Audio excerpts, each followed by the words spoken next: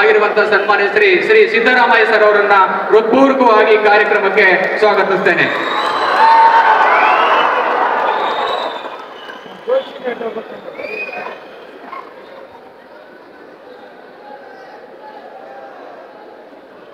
ಕನ್ನಡ ಸಾಹಿತ್ಯ ಪರಿಷತ್ತಿಗೂ ಮಂಡ್ಯ ಜಿಲ್ಲೆಗೂ ಹಾಗೂ ಸಾಹಿತ್ಯ ಸಮ್ಮೇಳನಕ್ಕೂ ಒಂದು ವಿಶೇಷವಾದಂತಹ ಭಾವ ಸಂಬಂಧ ಇರುವಂತದ್ದು ನಾಡೋಜ ಗೌರು ಚನ್ನಬಸಪ್ಪನವರು.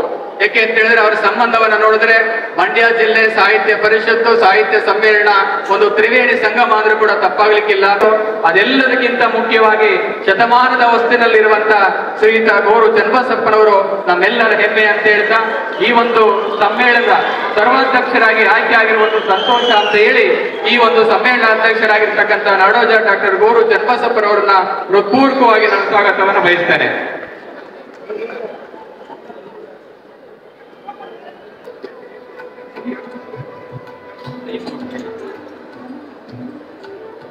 ನಗರಾಭಿವೃದ್ಧಿ ಹಾಗೂ ಸಮಾಜ ಕಲ್ಯಾಣ ಇಲಾಖೆಯ ಸಚಿವರಾಗಿರುವಂತಹ ಸನ್ಮಾನ್ಯ ಶ್ರೀ ಎಸ್ ಸಿ ಮಹದೇವಪ್ಪನವರವರು ಅವರು ಕೂಡ ನಮ್ಮ ಸಮ್ಮೇಳನದ ಸ್ವಾಗತ ಸಮಿತಿಯ ಪೋಷಕರಾಗಿ ನಮಗೆ ಸಲಹೆಯನ್ನ ನೀಡಿದ್ದಾರೆ. ಮೈಸೂರು ಜಿಲ್ಲಾ ಉಸ್ತುವಾರಿ ಸಚಿವರಾಗಿರುವಂತಹ ಸನ್ಮಾನ್ಯ Shri S C Mahadevappa sir ಅವರನ್ನ ಹೃತ್ಪೂರ್ವಕವಾಗಿ ಸ್ವಾಗತವನ್ನು ಬಯಸ್ತೇನೆ.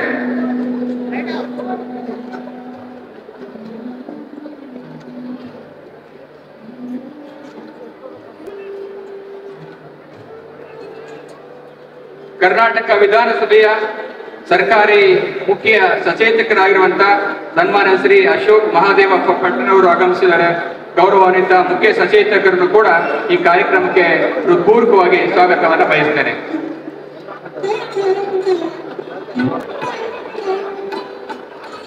ಮನ್ಮೂಲ ಅಧ್ಯಕ್ಷರಾದಂತ ಬೋರೇಗೌಡರು ಕೂಡ ಸ್ವಾಗತಮಯ ಮಾಜಿ ಶಾಸಕರಾದಂತಹ ಮತ್ತವರು ಕೇರಪೇಟೆ ವಿಧಾನಸಭಾ ಕ್ಷೇತ್ರದ ಮಾಜಿ ಶಾಸಕರಾಗಿರುವಂತಹ ಕೆ.ವಿ. ಚಂದ್ರಶೇಖರ್ ಅವರು ಆಗಮಿಸಿದ್ದಾರೆ. ಅವರಿಗೂ ಕೂಡ ಸ್ವಾಗತವನ್ನು ಬಯಸ್ತೇನೆ. ಶ್ರೀ ಡಾಕ್ಟರ್ ಕೃಷ್ಣ ಅವರು ಆಗಮಿಸಿದ್ದಾರೆ. ಅವರಿಗೂ ಕೂಡ ಸ್ವಾಗತವನ್ನ ಬಯಸ್ತೇನೆ. ಹೇಮಾವತಿ, ಶಿಂಷಾ, ಲೋಕಪಾವಿನಿ, ನಮ್ಮ ವಿಧಾನಸಭೆಯ ಸಭಾಧ್ಯಕ್ಷರಾದಂತ ಯುಟಿ ಖಾದರ್ ಅವರ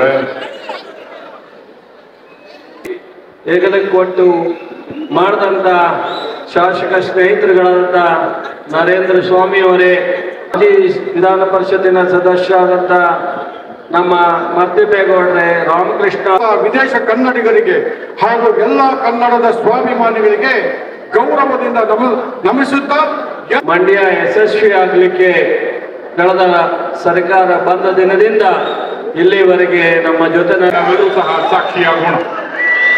ಕನ್ನಡವು ಕನ್ನಡಿಸುತ್ತಿರಬೇಕು ಎಂಬ ಅಮೃತ ಹಾಡಿ ಮತ್ತೆ ಮತ್ತೆ ವಿಶ್ವದ ಎಲ್ಲ ಕನ್ನಡಿಗರ ಎದೆಗಳಲ್ಲಿ ಮೊಳಗುವಂತಾಗಬೇಕು. ಇದು ವರಕವಿದ ತಾತ್ರೇಯ ರಾಮಚಂದ್ರ ಬೇಂದ್ರೆಯವರ ಆಶಯ. ಕನ್ನಡವನ್ನು ಎದೆಯ ಸಂಪ್ರೀತಿಯಿಂದ ಬಳಸೋಣ, ಬೆಳೆಸೋಣ.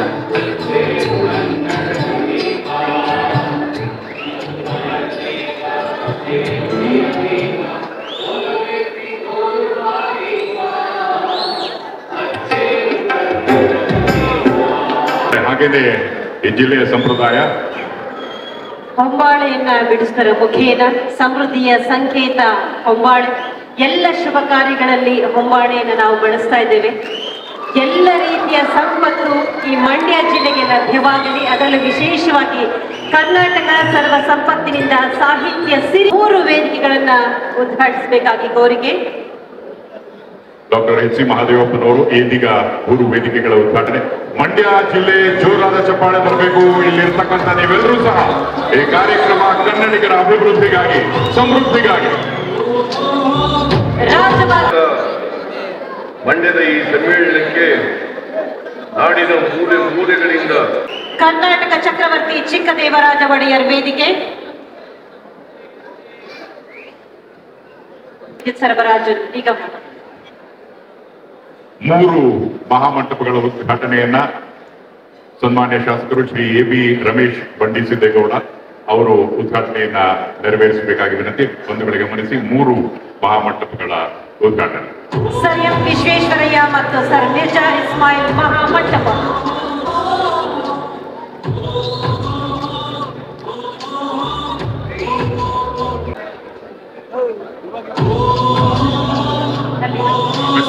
ಯಕ್ಷಕವಿ ಕೆಂಪಣ್ಣಗೌಡ ಮತ್ತು ಉಭಯ ಕವಿತಾ ವಿಶಾರದ ಷಡಕ್ಷರ ದೇವ ಮಹಾದ್ವಾರದ ಉದ್ಘಾಟನೆ. ಅವರು ಸಹ ಇದನ್ನು ಮಾಡಬೇಕಾಗಿ ಸನ್ಮಾನ್ಯ ಸಭಾಧ್ಯಕ್ಷರಾದ ಯುಟಿ ಖಾದರ್ ಅವರು ನೆರವೇರಿಸಿಕೊಡಬೇಕು. ಅವರ ಜೊತೆಯಲ್ಲಿ ಮಂಡ್ಯ ಜಿಲ್ಲಾ ಉಸ್ತುವಾರಿ ಸಚಿವರು ಆದ ಎಚ್ ಚಲುವರಾಯಸ್ವಾಮಿ ಅವರು ಜೊತೆಗೊಂಡಿದ್ದಾರೆ.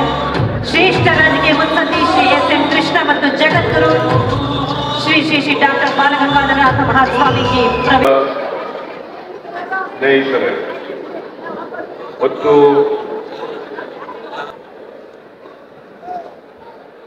ರಾಷ್ಟ್ರಕವಿ ಕುವೆಂಪು ಪುಸ್ತಕ ಮಳಿಗೆ ಉದ್ಘಾಟನೆಯ ಸುಮಾರು 450 ಮಳಿಗೆಗಳು ಇಲ್ಲಿ ಸಿದ್ಧಗೊಂಡಿವೆ. ರಾಷ್ಟ್ರಕವಿ ಕುವೆಂಪು ಪುಸ್ತಕ ಮಳಿಗೆ ಉದ್ಘಾಟನೆ. ಪೀಠ ಪ್ರಶಸ್ತಿ ಪುರಸ್ಕೃತರಾದ ಡಾಕ್ಟರ್ ಚಂದ್ರಶೇಖರ ಕಂಬಾರ ಅವರು ನಡೆಸಿಕೊಡಬೇಕಾಗಿ ವಿನಂತಿ.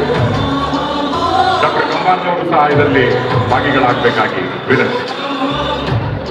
87ನೇ ಅಖಿಲ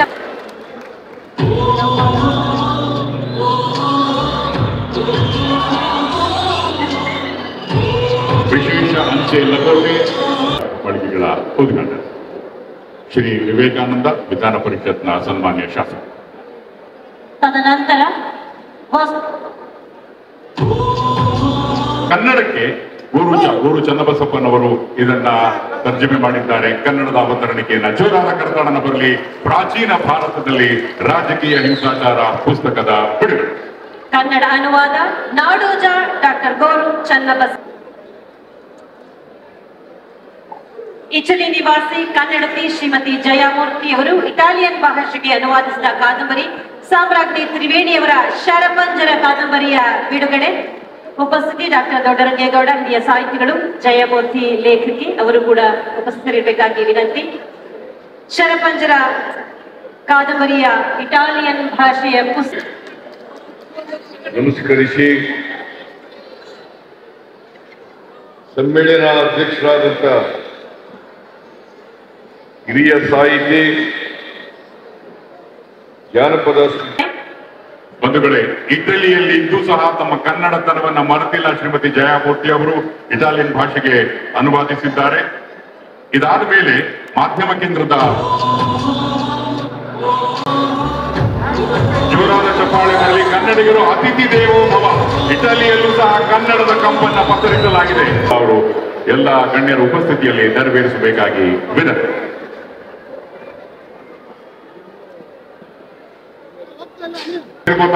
ಆದ್ರೂ ನೀವು ಯಾರು ಸಹ ಮಾಧ್ಯಮಗಳಿಗಾಗಿ ಒಂದು ಚಪ್ಪಾಳೆಯನ್ನು ಸಹ ಕೇಳಿಸ್ತಾನೆ ಇಲ್ಲ. ಮಂಡ್ಯದ ಚಪ್ಪಾಳೆ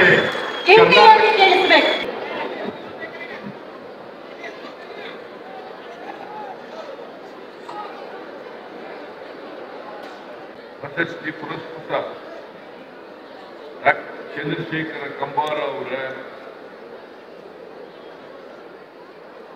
97ನೇ ಅಖಿಲ ಭಾರತ ಕನ್ನಡ ಸಾಹಿತ್ಯ ಸಮ್ಮೇಳನದ ದಿವ್ಯ ಸಾನ್ನಿಧ್ಯ ವಹಿಸಿರ್ತಕ್ಕಂಥ ಪರಮ ಪೂಜ್ಯ ಜಗದ್ಗುರುಗಳಾದಂಥ ಶ್ರೀ ನಿರ್ಮಲಾನಂದನಾಥ ಸ್ವಾಮೀಜಿಯವರಿಗೆ ನಮಸ್ಕರಿಸಿ, ಸಮ್ಮೇಳನ ಅಧ್ಯಕ್ಷರಾದಂಥ ಹಿರಿಯ ಸಾಹಿತಿ, ಜಾನಪದ ವಿದ್ವಾಂಸರು ಹಾಗೂ ಚಿಂತಕರಾದಂಥ ನಾಡೋಜ ಡಾಕ್ಟರ್ ಗೋರು ಚನ್ನಬಸಪ್ಪ ಅವರ ನಿಕಟಪೂರ್ವ ಸಮ್ಮೇಳನ ಅಧ್ಯಕ್ಷರಾದಂಥ ಡಾಕ್ಟರ್ ದೊಡ್ಡರಂಗೇಗೌಡ ಅವರ ಜ್ಞಾನಪೀಠ ಪ್ರಶಸ್ತಿ ಪುರಸ್ಕೃತ ಡಾಕ್ಟರ್ ಚಂದ್ರಶೇಖರ ಕಂಬಾರ ಅವರ ನಾಡೋಜ ಡಾಕ್ಟರ್ ಮಹೇಶ್ ಜೋಶಿ ಕನ್ನಡ ಸಾಹಿತ್ಯ ಪರಿಷತ್ತಿನ ಅಧ್ಯಕ್ಷರೇ, ಕೃಷಿ ಹಾಗೂ ಮಂಡ್ಯ ಜಿಲ್ಲಾ ಉಸ್ತುವಾರಿ ಸಚಿವರಾದಂಥ ಶ್ರೀ ಚೆಲುವರಾಯ ಸ್ವಾಮಿಯವರೇ, ವಿಧಾನಸಭಾ ಅಧ್ಯಕ್ಷರಾದಂಥ ಶ್ರೀ ಯುಟಿ ಖಾದರ್ ಅವರೇ, ಉಪಾಧ್ಯಕ್ಷರಾದಂಥ ಶ್ರೀ ರುದ್ರಪ್ಪ ಲಮಾಣಿಯವರೇ, ಸಮಾಜ ಕಲ್ಯಾಣ ಇಲಾಖೆಯ ಸಚಿವರಾದಂಥ ಡಾಕ್ಟರ್ ಎಚ್.ಸಿ. ಮಹದೇವಪ್ಪ ಅವರೇ, ಆಹಾರ ಮತ್ತು ನಾಗರಿಕ ಪೂರೈಕೆ ಸಚಿವರಾದಂಥ ಶ್ರೀ ಕೆ.ಎಚ್. ಮುನಿಯಪ್ಪ ಅವರೇ, ಕನ್ನಡ ಮತ್ತು ಸಂಸ್ಕೃತಿ ಇಲಾಖೆಯ ಸಚಿವರಾದಂಥ ಶ್ರೀ ಶಿವರಾಜ್ ತಂಗಡಿಗಿಯವರೇ,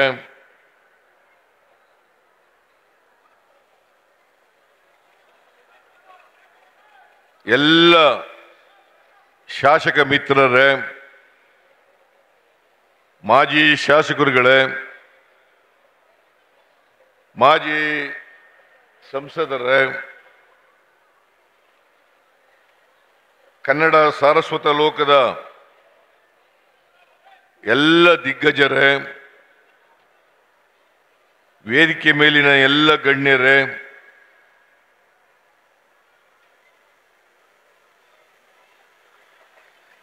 ಎಲ್ಲ ಕನ್ನಡ ಸಾಹಿತ್ಯ ಅಭಿಮಾನಿಗಳೇ, ಮಾಧ್ಯಮದ ಸ್ನೇಹಿತರೆ ಮತ್ತು ಮಹಿಳೆಯರೇ ಮತ್ತು ಮಹನೀಯರೇ, ಎಲ್ಲರಿಗೂ 87ನೇ ಅಖಿಲ ಭಾರತ ಕನ್ನಡ ಸಾಹಿತ್ಯ ಸಮ್ಮೇಳನದ ಶುಭಾಶಯಗಳು.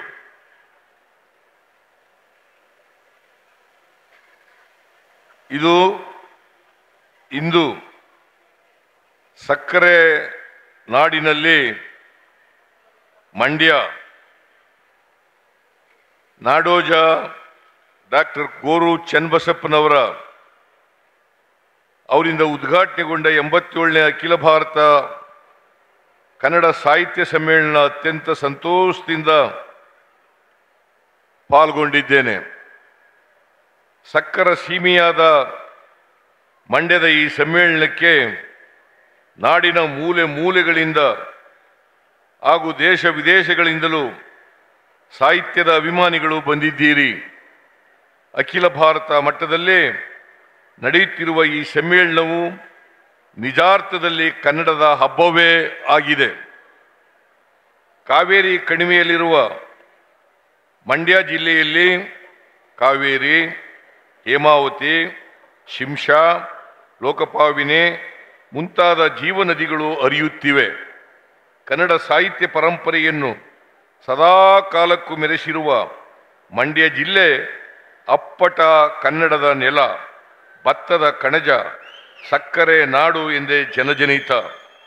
ಜಗತ್ತಿನ ಯಾವ ಮೂಲೆಯ ಭಾಷಿಕರೇ ಬಂದರೂ ಅವರಿಗೆ ಒಂದೇ ತಿಂಗಳಲ್ಲಿ ಕನ್ನಡವನ್ನು ಕಲಿಸುತ್ತೇವೆ ಎಂಬ ಭಾಷಾಭಿಮಾನ ಮತ್ತು ದಿಟ್ಟತನ ಮಂಡ್ಯದ ಜನರದ್ದು.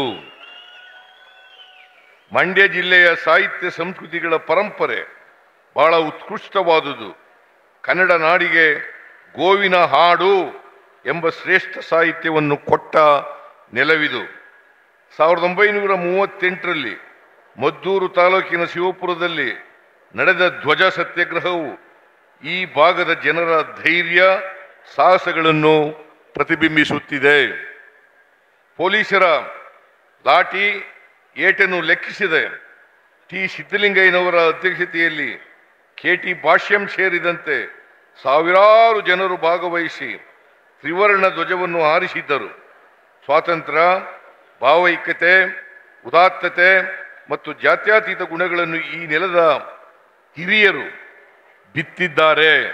ಹೊಸ ತಲೆಮಾರಿನ ತರುಣ ತರುಣಿಯರು ಅದನ್ನು ಮುಂದುವರಿಸಿಕೊಂಡು ಹೋಗಬೇಕಾಗಿದೆ. ಮಂಡ್ಯ ಜಿಲ್ಲೆಯ ಅಪ್ಪಟ ಕನ್ನಡಿಗರು ವಾಸಿಸುವ ಜಿಲ್ಲೆ. ಕನ್ನಡ ಭಾಷೆ ಮತ್ತು ಸಂಸ್ಕೃತಿಯ ವಿಕಾಸಕ್ಕೆ ಈ ಜಿಲ್ಲೆಯ ಕೊಡುಗೆ ಅಪಾರ. ಕ್ರಿಸ್ತಶಕ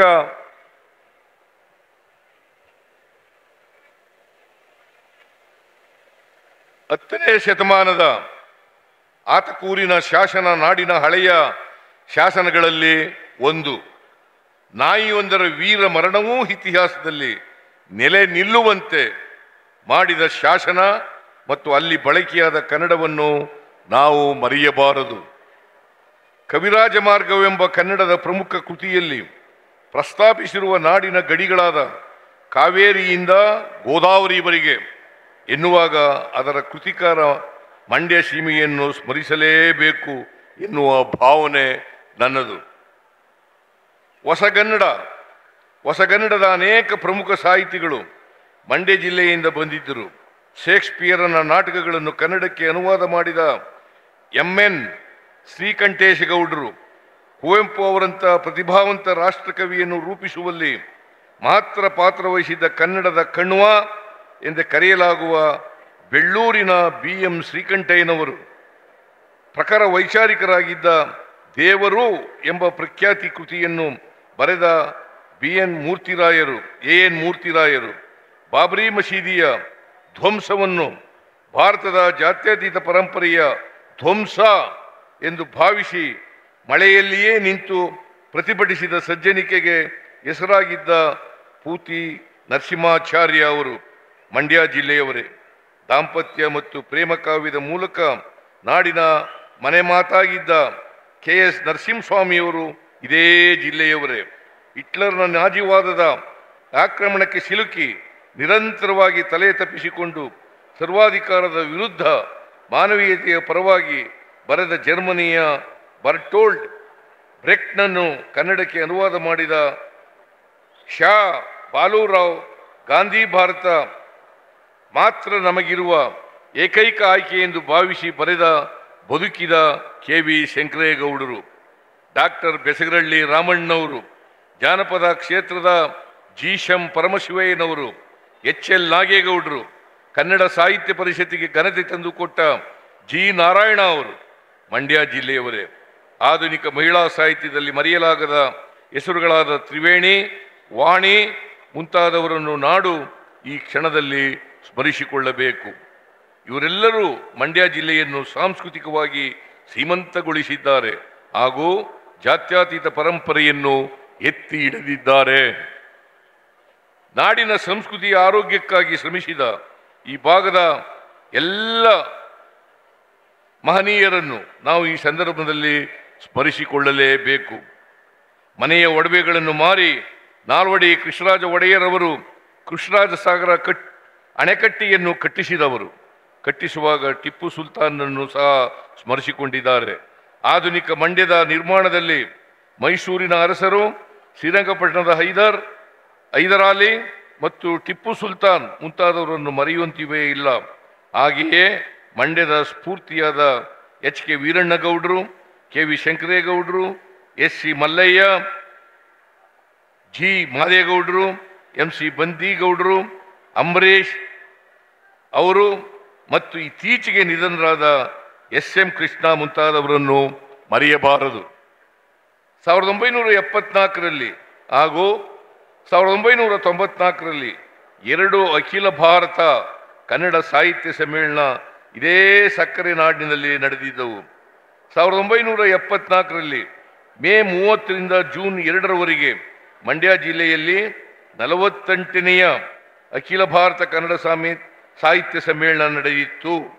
ಆಗ ಸಮ್ಮೇಳನದ ಮೊದಲ ಮಹಿಳಾ ಅಧ್ಯಕ್ಷರಾಗಿದ್ದ ಜಯದೇವಿ ತಾಯಿ ಲಿಗಾಡೆ ಅವರು ನಾಡಿಗೆ ಈಗಷ್ಟೇ ಕರ್ನಾಟಕ ಎಂದು ನಾಮಕರಣವಾಗಿದೆ, ಇದು ಕನ್ನಡಿಗರು ಒಗ್ಗೂಡಲು ಪ್ರೇರಣೆಯಾಗಲಿ ಎಂದು ಕರೆ ಕೊಟ್ಟರು.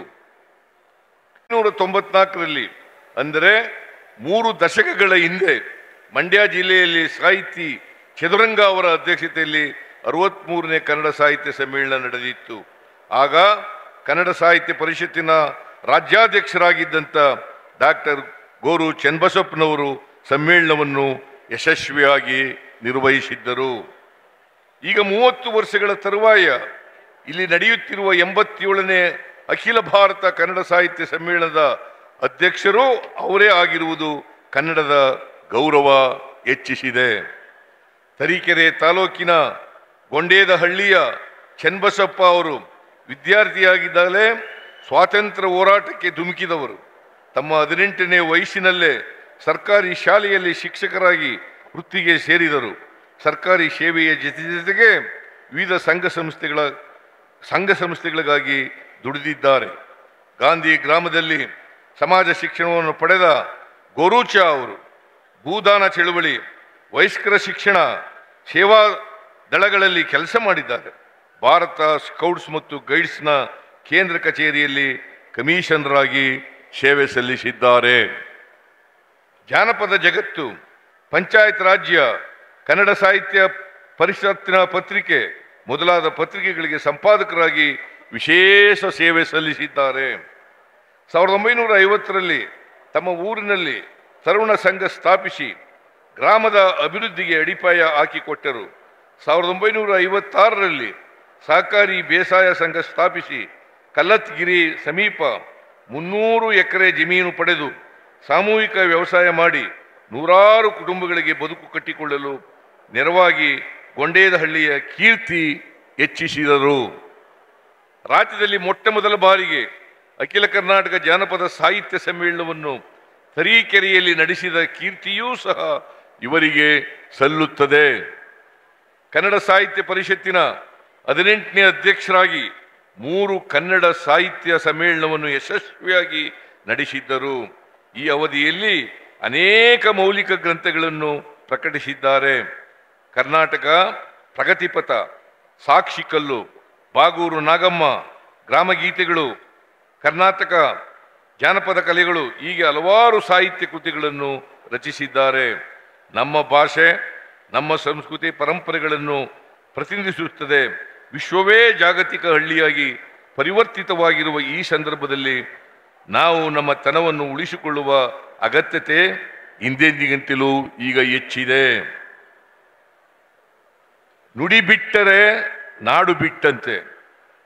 ಭಾಷೆಗೇಡಿ ದೇಶಗೇಡಿಯೂ ಆಗುತ್ತಾನೆ, ಭಾಷೆಗೇಡಿ ದೇಶಗೇಡಿಯೂ ಆಗುತ್ತಾನೆ. ಇದು ಕುವೆಂಪು ಅವರು ಹೇಳಿರ್ತಕ್ಕಂಥ ಮಾತುಗಳು. ಓದು ಬರಹ ಭಾಷೆ ಬರವಣಿಗೆ ಎಲ್ಲವೂ ಪರಕೀಯವಾದರೆ ನಮ್ಮ ಮಾತೃಭಾಷೆಗೆ ಅಪಾಯ ತಪ್ಪಿದ್ದಲ್ಲ. ಯಾವುದೇ ಭಾಷೆಯ ಅಳಿವು ಆ ಭಾಷಾ ಸಮುದಾಯದ ಅಳಿವು ಆಗಿರುತ್ತದೆ. ಭಾಷೆ ಬೆಳೆಯುವುದು, ಉಳಿಯುವುದು ಅದನ್ನು ಬಳಸಿದಾಗ ಮಾತ್ರ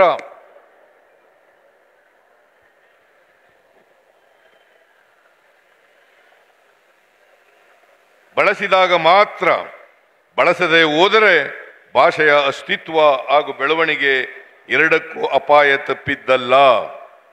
ಕನ್ನಡದ ಕಲೆ, ಜಾನಪದ ಭಾಷೆ ಉದ್ಯೋಗದ ಜೊತೆಗೆ ಕನ್ನಡದ ಅಸ್ಮಿತೆಗೆ ಉಂಟಾಗಿರುವ ಸಮಸ್ಯೆಗಳನ್ನು ಗುರುತಿಸಿ ಹಾಗೂ ಅವುಗಳಿಗೆ ಪರಿಹಾರ ಕಂಡುಕೊಳ್ಳಲು ಸಾಹಿತ್ಯ ಸಮ್ಮೇಳನಗಳು ಮಹತ್ವದ ಕೊಡುಗೆ ನೀಡುತ್ತಾ ಬಂದಿವೆ. ಈ ಸಮ್ಮೇಳನವು ಈ ದಿಕ್ಕಿನಲ್ಲಿ ಕೆಲಸ ಮಾಡಲಿ. ಕನ್ನಡ ನೆಲದಲ್ಲಿ ಕನ್ನಡ ಭಾಷೆಯೇ ಸಾರ್ವಭೌಮ ಎಂಬುದನ್ನು ನೆನಪಿಟ್ಟುಕೊಳ್ಳಿ. ಅನ್ಯ ಭಾಷಿಕರೊಂದಿಗೆ ಅವರದೇ ಭಾಷೆಯಲ್ಲಿ ಮಾತನಾಡುವುದನ್ನು ಬಿಡಿ, ಅವರಿಗೆ ಕನ್ನಡ ಕಲಿಸಿ, ಕನ್ನಡ ಉಳಿಸಿ ಬೆಳೆಸಬೇಕಾಗಿದೆ. ಇದು ನಿನ್ನ ಭಾಷೆ. ಕುವೆಂಪುಯವರ ಒಂದು ಪದ್ಯ. ಇದು ನಿನ್ನ ಭಾಷೆ, ಇದು ದೇಶ ಭಾಷೆ, ಇದು ಸಾವಿರಾರು ವರ್ಷಗಳ ಸುಪುಷ್ಪ ಸಾಹಿತ್ಯ ಭಾಷೆ. ಇದು ಮಹಾಕವಿಗಳನ್ನು, ಶಿಲ್ಪಿಗಳನ್ನು, ರಾಜಾದಿರಾಜರನ್ನು, ವೀರಾದಿವೀರರನ್ನು, ರಸ ಋಷಿ ದಾರ್ಶನಿಕರನ್ನು ಅಡದಿರುವ ಭಾಷೆ ಕುವೆಂಪುವರದು. ಮಾಜಿ ಮುಖ್ಯಮಂತ್ರಿಗಳಾದಂಥ ದಿವಂಗತ ದೇವರಾಜ ಅರಸರವರು ಅವರ ಅವಧಿಯಲ್ಲಿ 1973 ನವೆಂಬರ್ 1ರಂದು ಮೈಸೂರು ರಾಜ್ಯಕ್ಕೆ ಇಡೀ ರಾಜ್ಯವನ್ನು ಪ್ರತಿನಿಧಿಸುವ ಹೆಸರಾದ ಕರ್ನಾಟಕವೆಂದು ಮರುನಾಮಕರಣ ಮಾಡಿದರು. ನಾಡಿಗೆ ಕರ್ನಾಟಕ ಹೆಸರು ನಾಮಕರಣಗೊಂಡು 50 ವರ್ಷಗಳು ತುಂಬಿದ ನೆನಪಿಗಾಗಿ ಸುವರ್ಣ ಸಂಭ್ರಮವನ್ನು ವರ್ಷ ಪೂರ್ತಿ ಆಚರಿಸಬೇಕೆಂದು ನಮ್ಮ ಸರ್ಕಾರ ನಿರ್ಧರಿಸಿ ಕನ್ನಡ ನಾಡು ನುಡಿ ನೆಲ ಜಲದ ಮಹತ್ವ ಪ್ರಚುರಪಡಿಸಲು ಹೆಸರಾಯಿತು ಕರ್ನಾಟಕ. ಉಸಿರಾಗಲಿ ಕನ್ನಡ ಎಂಬ ಘೋಷವಾಕ್ಯದಡಿ ಇಡೀ ವರ್ಷ ವಿಶೇಷ ಕಾರ್ಯಕ್ರಮಗಳ ಮೂಲಕ ಕನ್ನಡವನ್ನು ಸಂಭ್ರಮಿಸಲಾಗಿದೆ. ಸುವರ್ಣ ಸಂಭ್ರಮ ಕಾರ್ಯಕ್ರಮದ ಜ್ಯೋತಿರಥದ ಉದ್ಘಾಟನೆಯನ್ನು ಹಂಪಿಯಲ್ಲಿ ಮಾಡಲಾಯಿತು. ಸಮಾರೋಪವನ್ನು ಉತ್ತರ ಕನ್ನಡ ಜಿಲ್ಲೆಯ ಸಿದ್ದಾಪುರ ತಾಲೂಕಿನ ಭುವನೇಶ್ವರಿ ದೇವಸ್ಥಾನದಲ್ಲಿ ಮಾಡಲಾಯಿತು. ನಾಡದೇವಿ ಭುವನೇಶ್ವರಿಯ 25 ಅಡಿ ಎತ್ತರದ ಪ್ರತಿಮೆಯನ್ನು ವಿಧಾನಸೌಧದ ಆವರಣದಲ್ಲಿ ಸ್ಥಾಪಿಸುತ್ತಿದ್ದೇವೆ. ಕರ್ನಾಟಕ ಎಂದು ನಾಮಕರಣ ಮಾಡಲು ಕಾರಣೀಭೂತರಾದ ದೇವರಾಜ ಅರಸರ ಪ್ರತಿಮೆಯನ್ನು ಮೈಸೂರಿನಲ್ಲಿ ಸ್ಥಾಪಿಸಲಾಗುತ್ತಿದೆ.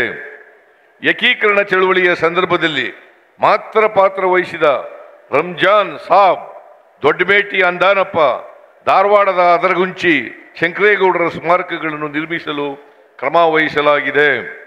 ಇದೇ ಸಂದರ್ಭದಲ್ಲಿ ಗಡಿನಾಡ ಉತ್ಸವವನ್ನು ಗಡಿಭಾಗದ ಜತ್ತದಲ್ಲಿ ಮಾಡಲಾಯಿತು. ಗೋಕಾಕ್ ಚಳವಳಿಯ ಹಿನ್ನೋಟ ಮುನ್ನೋಟ ಕಾರ್ಯಕ್ರಮವನ್ನು ಗಡಿ ಜಿಲ್ಲೆಯಾದ ರಾಯಚೂರಿನಲ್ಲಿ ಮಾಡಲಾಯಿತು. ಸುವರ್ಣ ಸಂಭ್ರಮದ ಈ ವರ್ಷ 100 ಜನ ಸಾಧಕರಿಗೆ ವಿಶೇಷ ಪ್ರಶಸ್ತಿಗಳನ್ನು ನೀಡಲಾಯಿತು. ಕರ್ನಾಟಕವು ಸಾಹಿತ್ಯಿಕವಾಗಿ ಸಮೃದ್ಧವಾದ ಇತಿಹಾಸವನ್ನು ಹೊಂದಿದೆ. ಕನ್ನಡದ 8 ಘನತೆವೆತ್ತ ಸಾಹಿತ್ಯ ನಮ್ಮ ಭಾವನೆ ಅಭಿಪ್ರಾಯಗಳನ್ನು ಸ್ಪಷ್ಟವಾಗಿ ತಿಳಿಸಲು ಸಾಧ್ಯವಾಗುವುದು ಮಾತೃಭಾಷೆಯಲ್ಲಿಯೇ. ಇದಕ್ಕಾಗಿಯೇ ಮಾತೃಭಾಷೆಯ ಶಿಕ್ಷಣಕ್ಕೆ ಒತ್ತು ನೀಡಲಾಗುತ್ತಿದೆ. ಇಲ್ಲಿ ಅನೇಕ ಜನ ಶಿಕ್ಷಕರಿದ್ದೀರಿ. ನಾನು ತಮಗೆ ಕೇಳುವುದಿಷ್ಟೇ, ಸಂಕಷ್ಟದಲ್ಲಿರುವ ಭಾಷೆಗಳಲ್ಲಿ ಕನ್ನಡವೂ ಒಂದೆಂದು ವಿದ್ವಾಂಸರು ಹೇಳುತ್ತಾರೆ. ಇದಕ್ಕೆ ಕಾರಣಗಳು ಎಂಬುದನ್ನು ಕಂಡುಕೊಳ್ಳಬೇಕಾಗಿದೆ. ನನಗೆ ತಿಳಿದ ಮಟ್ಟಿಗೆ ನಮ್ಮ ಶಿಕ್ಷಣ ವ್ಯವಸ್ಥೆಯಲ್ಲಿ ಕೆಲವು ಸಮಸ್ಯೆಗಳಿವೆ. ಶಿಕ್ಷಣ ವ್ಯವಸ್ಥೆಯಲ್ಲಿ ನಾವು ಮಕ್ಕಳಿಗೆ 3H ಸೂತ್ರವನ್ನು ಅಳವಡಿಸಿಕೊಳ್ಳಬೇಕಾಗಿದೆ. ಹೆಡ್, ಹಾರ್ಟ್ ಮತ್ತು ಹ್ಯಾಂಡ್ ಎಂದು ಕರೆಯಲಾಗುವ ಈ ಸೂತ್ರಗಳು ಮೆದುಳು, ಕರುಣೆ ಮತ್ತು ಕೌಶಲ್ಯವೂ ಸೇರಿ ರೂಪುಗೊಂಡ ಶಿಕ್ಷಣ ವ್ಯವಸ್ಥೆ ನಮ್ಮದಾಗಬೇಕಾಗಿದೆ. ಬುದ್ಧ ಇದನ್ನು ಯಶಸ್ವಿಯಾಗಿ ಪ್ರಯೋಗಿಸಿದ್ದ. ಗಾಂಧೀಜಿಯವರು ಇದನ್ನೇ ಹೇಳಿದ್ದರು. ಈಗಿನ ಶಿಕ್ಷಣ ವ್ಯವಸ್ಥೆಯು ಹಳೆಯ ವೈದಿಕ ಶಿಕ್ಷಣ ವ್ಯವಸ್ಥೆಯಂತೆಯೇ ಬಾಯಿಪಾಠ ಮಾಡುವ ಉಪಯೋಗವಿಲ್ಲದ ವ್ಯವಸ್ಥೆಯಾಗಿದೆ.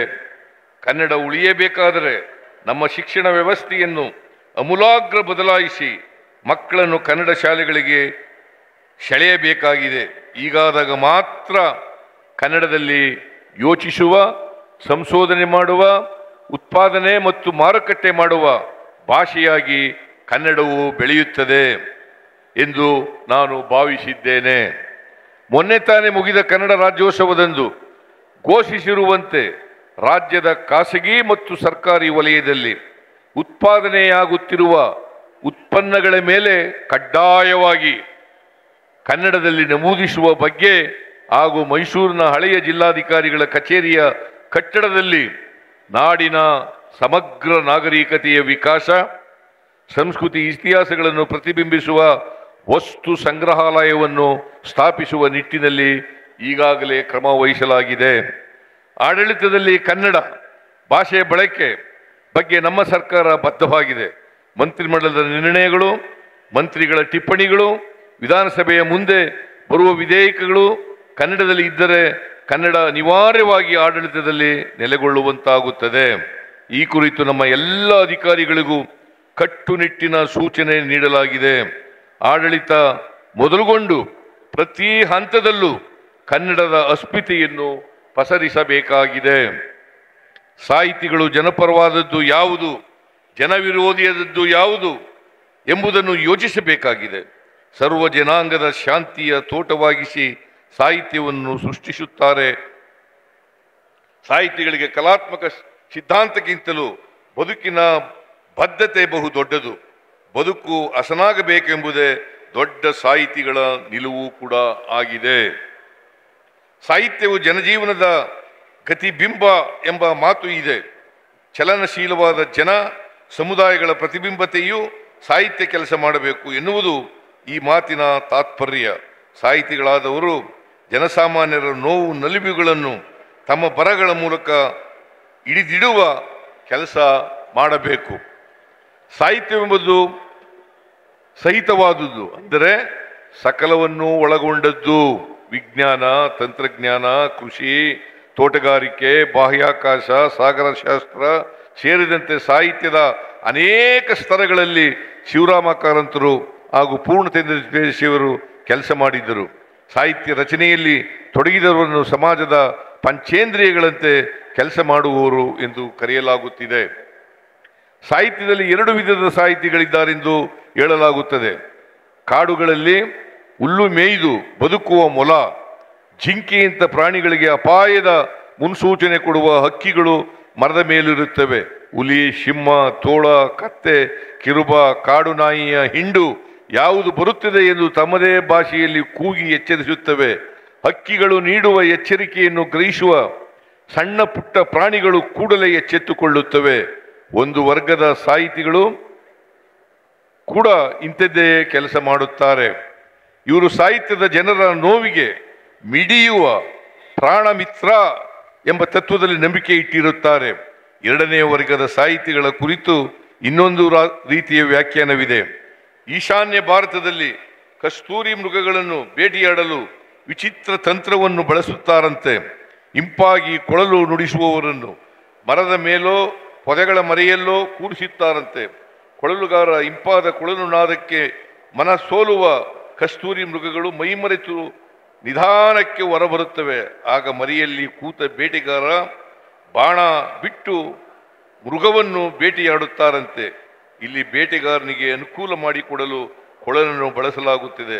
ಸಾಹಿತ್ಯವು ಜನರ ಧ್ವನಿಯಾಗಬೇಕು. ಸರಿ ತಪ್ಪುಗಳ ಕುರಿತ ವಿವೇಚನೆಗಳನ್ನು ಬೆಳೆಸಲು ನೆರವಾಗಬೇಕು. ಕನ್ನಡದ ದೊಡ್ಡ ಚಿಂತಕರಾಗಿದ್ದಂಥ ಡಾಕ್ಟರ್ DR ನಾಗರಾಜ್ ಅವರು ಖಡ್ಗವಾಗಲಿ ಕಾವ್ಯ ಜನರ ನೋವಿಗೆ ಮಿಡಿಯುವ ಪ್ರಾಣಮಿತ್ರ, ಖಡ್ಗವಾಗಲಿ ಕಾವ್ಯ ಜನರ ನೋವಿಗೆ ಮಿಡಿಯುವ ಪ್ರಾಣಮಿತ್ರ ಎಂದಿದ್ದರು. ಈಗ ಅಂಥದ್ದೇ ಕಾವ್ಯದ ಅಗತ್ಯವಿದೆ. ನಾವು ಬದುಕುತ್ತಿರುವ ಕಾಲಘಟ್ಟ ಅತ್ಯಂತ ವಿಷಮಯವಾಗಿದೆ. ದ್ವೇಷ, ಹಿಂಸೆಗಳು ಮನುಷ್ಯರನ್ನು ಒಡೆದು ಹಾಕುತ್ತಿವೆ.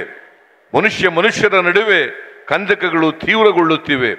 ಜಾಗತೀಕರಣದ ಪ್ರಕ್ರಿಯೆಗಳು ಪ್ರಾರಂಭವಾದ ನಂತರ ಜನಜೀವನದ ಬದುಕಿನಲ್ಲಾದ ಸ್ಥಿತ್ಯಂತರಗಳನ್ನು ಹಿಡಿದು ದಾಖಲಿಸುವಲ್ಲಿ ಸಾಹಿತ್ಯವು ನಿರೀಕ್ಷಿಸಿದ ಮಟ್ಟಿಗೆ ಸಫಲವಾಗಿಲ್ಲ ಎಂಬುದು ನನ್ನ ಭಾವನೆ. ಇದು ಕನ್ನಡ ಮಾತ್ರವಲ್ಲ, ಜಗತ್ತಿನ ಬಹುತೇಕ ಭಾಷೆಗಳಲ್ಲಿನ ವಿದ್ಯಮಾನ. ಕನ್ನಡದ ಸಂದರ್ಭದಲ್ಲಿ ಜಗತ್ತಿನ ಮತ್ತು ಭಾರತೀಯ ಬೇರೆ ಬೇರೆ ಭಾಷೆಗಳಿಂದ ಅನುವಾದವನ್ನು ಹೆಚ್ಚೆಚ್ಚು ಬರುತ್ತಿವೆ.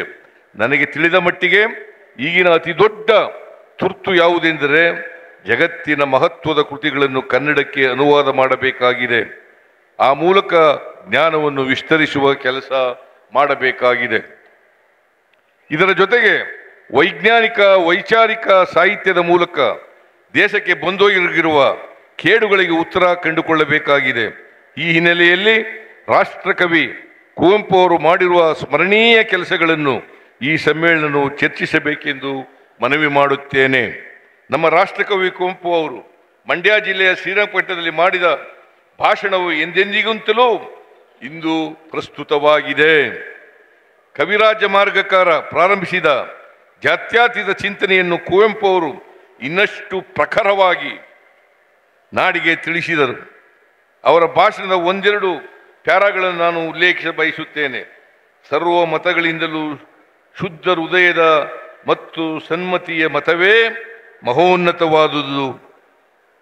ಆ ಗುರು, ಈ ಆಚಾರ್ಯ, ಆ ಧರ್ಮಶಾಸ್ತ್ರ, ಈ ಮನುಸ್ಮೃತಿ ಮೊದಲಾದವು ಏನೇ ಇರಲಿ ಎಲ್ಲವನ್ನು ವಿಮರ್ಶಿಸುವ, ಪರೀಕ್ಷಿಸುವ, ಓರೆಗಲ್ಲಿಗೆ ಹಚ್ಚುವ ಹಕ್ಕು ನಮ್ಮದಾಗಿರುತ್ತದೆ. ಈಶ್ವರನು ನಮ್ಮಲ್ಲಿಯೂ ಇದ್ದಾನೆ. ಮತಿಯನ್ನು ತಿರಸ್ಕರಿಸಿದರೆ ಈಶ್ವರನ ಜ್ಯೋತಿಯನ್ನು ತಿರಸ್ಕರಿಸಿದಂತಾಗುತ್ತದೆ. ತಿಳಿದು ಮೂಢತನವನ್ನು ಆರಾಧಿಸಿ ಬೋಧಿಸಿ ಲಾಭ ಪಡೆಯುತ್ತಾ ನೆಮ್ಮದಿಯಾಗಿರುವವನು ಪಾಷಂಡಿಯಾಗುತ್ತಾನೆ.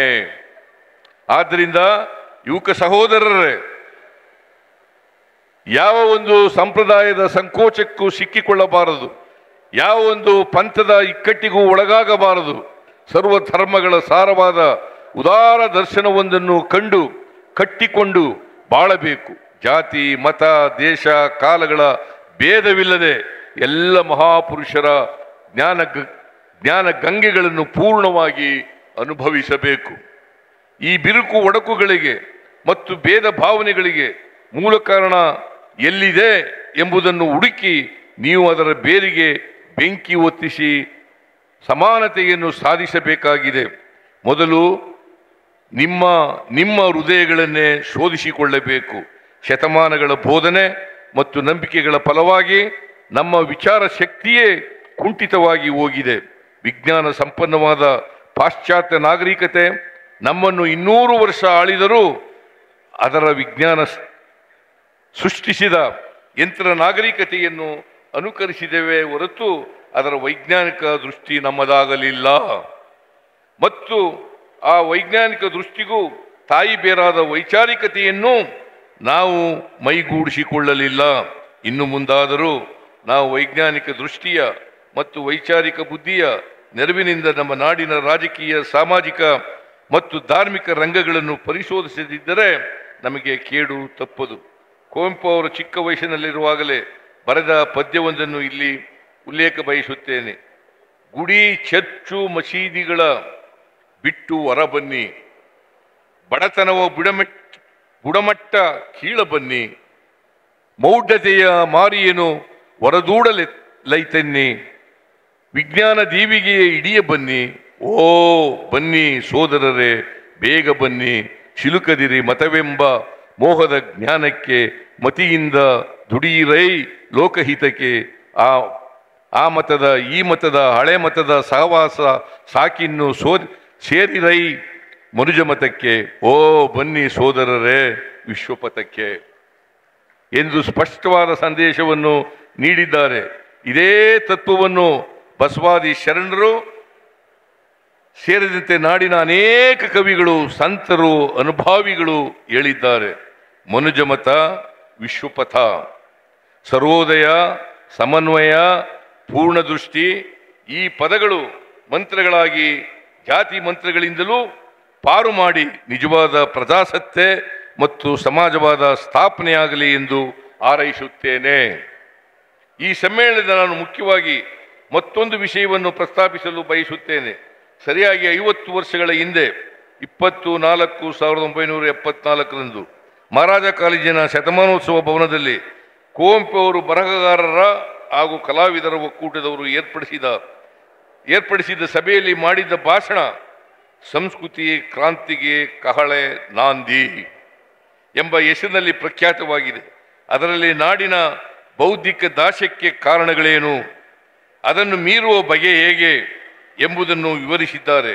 ಕುವೆಂಪು ಅವರ ಈ ಭಾಷಣದಲ್ಲಿ ದುಡಿಯುವ ವರ್ಗವಾದ ಶೂದ್ರ ವರ್ಗವು ಜ್ಞಾನ ಸೃಷ್ಟಿಯ ಕೆಲಸದಲ್ಲಿ ತಮ್ಮನ್ನು ತೊಡಗಿಸಿಕೊಳ್ಳಬೇಕು, ಇಲ್ಲದಿದ್ದರೆ ಈ ವರ್ಗಗಳಿಗೆ ಬಿಡುಗಡೆಯೇ ಇಲ್ಲ ಎಂಬುದನ್ನು ಒತ್ತಿ ಹೇಳಿದ್ದಾರೆ.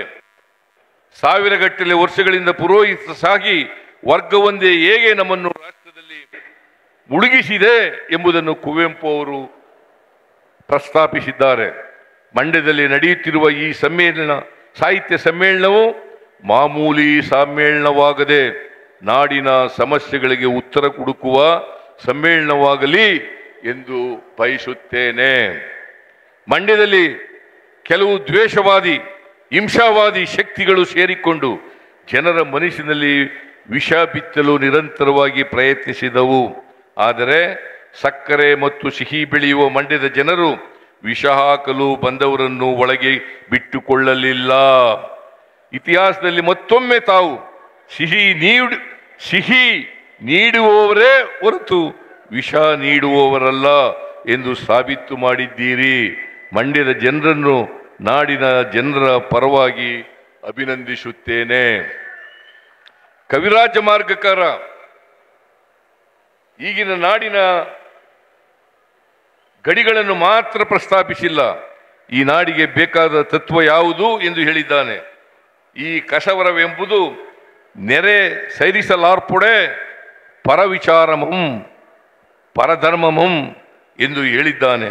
ಅಂದರೆ ಇತರರ ವಿಚಾರಗಳನ್ನು ಇತರ ಧರ್ಮಗಳನ್ನು ಕುರಿತು ಸಹಿಷ್ಣುತೆಯ ಭಾವ ಹೊಂದಿರುವುದೇ ನಾವು ಗಳಿಸಬಹುದಾದಂಥ ಆಸ್ತಿ ಎಂಬ ಉದಾತ್ತ ತತ್ವವನ್ನು ಕನ್ನಡದ ಆರಂಭ ಕಾಲದ ಈ ಕೃತಿ ಹೇಳುತ್ತದೆ. ಈ ಸಂದರ್ಭದಲ್ಲಿ ನಾವು ಕರ್ನಾಟಕಕ್ಕೆ ಒದಗಿರುವ ಕಂಟಕಗಳೇನು ಎಂದು ಪ್ರಶ್ನಿಸಿಕೊಳ್ಳಬೇಕಾಗಿದೆ. ಕರ್ನಾಟಕಕ್ಕೆ ತೆರಿಗೆ ಹಂಚಿಕೆಯಲ್ಲಿ ನಿರಂತರವಾಗಿ ಅನ್ಯಾಯವಾಗುತ್ತಿದೆ. ನಮ್ಮ ರಾಜ್ಯದಿಂದ 4.5 ಲಕ್ಷ ಕೋಟಿ ರೂ ಹೆಚ್ಚು ತೆರಿಗೆಯನ್ನು ಕೇಂದ್ರ ಸರ್ಕಾರ ಸಂಗ್ರಹಿಸುತ್ತಿದೆ. ಆದರೆ ನಮಗೆ 55ರಿಂದ 59 ಸಾವಿರ ಕೋಟಿ ರೂ ಮಾತ್ರ ವಾಪಸ್ ಬರುತ್ತಿದೆ.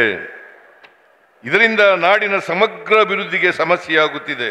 ಇದರ ಜೊತೆಗೆ ದುಡಿಯುವ ಜನರ ಮೇಲೆ ಹೆಚ್ಚು ತೆರಿಗೆ ವಿಧಿಸಿ ಶ್ರೀಮಂತ ಕಾರ್ಪೊರೇಟ್ ಕಂಪನಿಗಳ ಮೇಲಿನ ತೆರಿಗೆಯನ್ನು ಇಳಿಸಿದ್ದರಿಂದ ಜನರ ಕೈಯಲ್ಲಿ ಹಣ ಇಲ್ಲದೆ ಜನರ ಕೊಳ್ಳುವ ಶಕ್ತಿ ಕಡಿಮೆಯಾಯಿತು. ಆದ್ದರಿಂದಲೇ ನಾವು 5 ಗ್ಯಾರಂಟಿ ಯೋಜನೆಗಳನ್ನು ಜಾರಿಗೆ ತಂದು ಅನುಷ್ಠಾನ ಮಾಡಿದ್ದೇವೆ. ಎರಡನೆಯ ಕಂಟಕ ರಾಷ್ಟ್ರ ಭಾಷೆ ಹೆಸರಿನಲ್ಲಿ ಹಿಂದಿ ಭಾಷೆಯನ್ನು ಏರುವ ಮೂಲಕ ಕನ್ನಡ ಮುಂತಾದ ದೇಶ ಭಾಷೆಗಳನ್ನು ದಮನಿಸುವ ಕೆಲಸ ನಡೆಯುತ್ತಿದೆ. ಇದನ್ನು ನಾವುಗಳೆಲ್ಲರೂ ಪ್ರತಿಭಟಿಸದೆ ಹೋದರೆ ನಮ್ಮ ಭಾಷೆಗಳು ಗಂಡಾಂತರಕ್ಕೆ ಸಿಲುಕಿಕೊಳ್ಳುತ್ತವೆ. ಮೂರನೆಯದಾಗಿ ಬಹುತ್ವವನ್ನು ಸಾರುವ ನಮ್ಮ ಸಂವಿಧಾನದ ಮೇಲೆ ಕಳೆದ ಕೆಲವು ವರ್ಷಗಳಿಂದ ವ್ಯವಸ್ಥಿತವಾಗಿ ದಾಳಿ ನಡೆಯುತ್ತಿದೆ. ಈ ಆಕ್ರಮಣದ ವಿರುದ್ಧ ಹೋರಾಡಬೇಕಾದುದು ನಮ್ಮೆಲ್ಲರ ಜವಾಬ್ದಾರಿ ಎಂದು ತಮ್ಮ ಗಮನಕ್ಕೆ ತರಬಯಸುತ್ತಾ ಕುವೆಂಪು ಅವರ ಕವಿತೆಯ ಮೂಲಕ ನನ್ನ ಮಾತುಗಳನ್ನು ಮುಗಿಸುತ್ತೇನೆ. ಬಾರಿಸು ಕನ್ನಡ ದಿಂಡಿಮವ, ಓ ಕರ್ನಾಟಕ ಹೃದಯ ಶಿವ, ಸಂತತಿಗರನ್ನು ಬಡಿದೆಚ್ಚರಿಸು, ಕಚ್ಚಾಡುವವರನ್ನು ಕೂಡಿಸಿ ಒಲಿಸು, ಹೊಟ್ಟೆಯ ಕಿಚ್ಚಿಗೆ ಕಣ್ಣೀರು ಸುರಿಸು, ಒಟ್ಟಿಗೆ ಬಾಳುವ ತೆರದಲ್ಲಿ ಅರಸು. ಜೈ ಭಾರತ್, ಜೈ ಕರ್ನಾಟಕ, ಜೈ ಕನ್ನಡ ಮಾತೆ.